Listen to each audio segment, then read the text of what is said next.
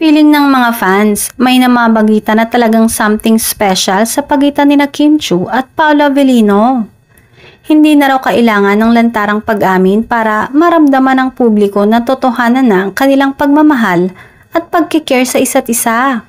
Kitang-kita raw nila yan sa dalawa. Talaga namang pak na pak ang kanilang rom-com series sa madlang people.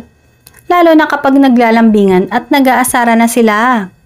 Pag-amin pa ni Paolo, noong una ay talagang may pag-aalinlangan siya sa rom-com na project.